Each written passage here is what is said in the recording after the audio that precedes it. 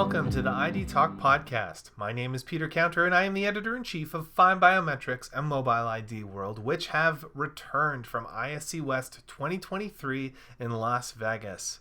Our own Doug OGorden was at the event on the exhibition floor and interviewing the leaders in biometric access, and that's why on this special episode of ID Talk, he speaks with Rob Douglas, CEO of BioConnect. Douglas starts off by showcasing BioConnect's adaptive authentication platform for physical access, and that sets the stage for them to dig into the importance of flexibility in the modern security landscape.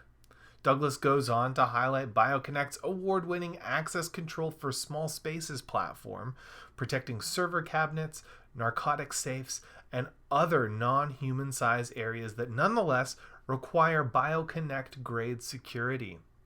Regular ID Talk listeners know Rob Douglas is one of the most insightful thought leaders in the industry, and so I'm so pleased to share this interview with you right now. Here it is, BioConnect CEO Rob Douglas in conversation with FindBiometrics' Doug OGorden, live from ISC West 2023.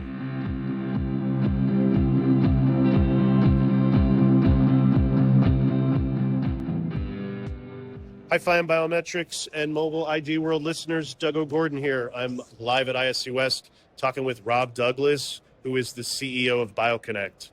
Rob, hello. Hey, Doug. How you doing? I'm good. Again, we're at ISC West. We're in your booth. It's loud. There's lots of traffic. But tell us what you're showcasing.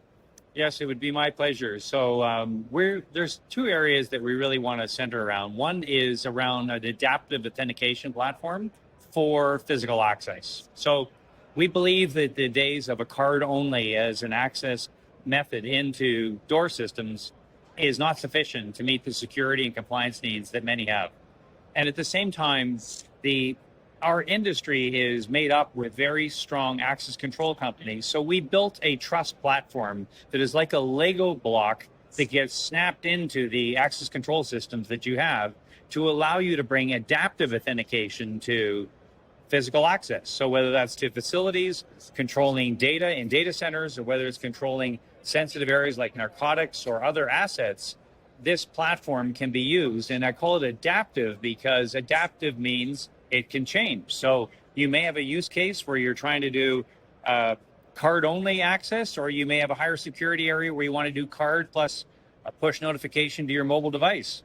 And maybe you want to do a facial recognition from your mobile device, or you want to use a biometric reader at the access point that you're trying to get into. These things no longer need to be stuck in time. They need to be in a world now where they're going to change because threats change. And so this adaptive platform, authentication platform, will adjust as your threats adjust. Does adaptive also mean I don't have to rip and replace? Yes, it does mean. Oh, that's what I like to hear. Right. So, think about this. So, cards have been around, 40 years? And we're still using them. It's the predominant. 70s. Yeah. Right. So this is a technology that still is being used today. The threat landscape is changing a lot, and the need for higher security and compliance is growing. So this adaptive platform is now consumed by some 2,000 customers around the U.S. in multiple markets, and it allows them the flexibility to change their authentication security requirements. The second area that I want to just talk about is we've created something called access control for small spaces. We've taken the authentication platform. SIA has now recognized us 4 years in a row of innovation around our B-Link You won another technology. award last night? We did, yes. Oh, congrats. Yeah, I'm thank sorry you. I didn't know that. Yeah, we're very, What did very you win? pleased about that. In the area of cybersecurity and data security of our core technology. So we've actually now we've now made authentication and access control for a small space. So whether that's controlling access to a server cabinet to protect your data, whether it's protecting narcotics, or whether it's protecting digital assets, we've now taken, to us, a small space means it's not where a human can get in. So in a world where humans get in through doors, that's not this area. It's where you've got small areas where you need security applied to these areas where humans are not getting in. Okay. Like drug cabinets and things like that? We bought a company called MedicSafe about a year and a half ago, and we now are a provider of a safe-based system that protects narcotics in first responder vehicles, like in EMS vehicles, fire departments, and so on. And that same technology is now being used in the enterprise. People are buying our secure safes for storing VR headsets, digital assets that have to be checked in and checked out at the end of a business day. And so it's been really fun, actually, to witness how we've taken our authentication platform and now applied it to a new use case outside of a door. So you were really ahead of the curve, because I've known you for a long time. Like when I first met you, I had no idea what you were talking about. And today, as I walk the ISC West show floor, I'm starting to see, well, mobility for sure, identity for sure, and biometrics are creeping in because it's the authenticator.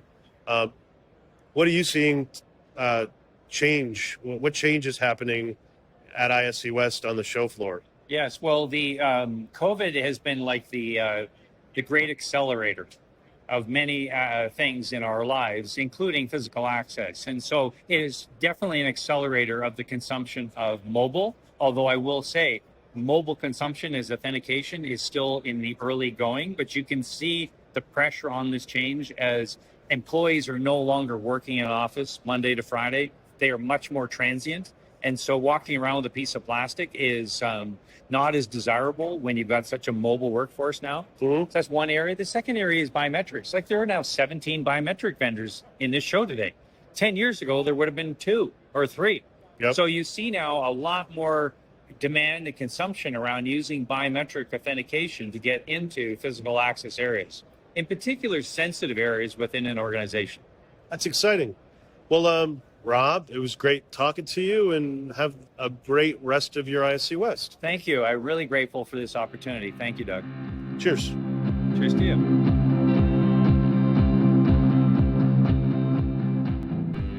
And so concludes our interview with Rob Douglas, CEO of BioConnect. To learn more about the topics discussed in this episode, visit bioconnect.com. And for more conversations directly from ISC West 2023, stay posted to FindBiometrics.com. I want to thank Rob for joining us once again on the ID Talk podcast, and thank you to Doug OGorden for conducting this interview. Our podcast theme music is by Logomrad. I have been your host, Peter Counter. Thank you for listening to the ID Talk podcast.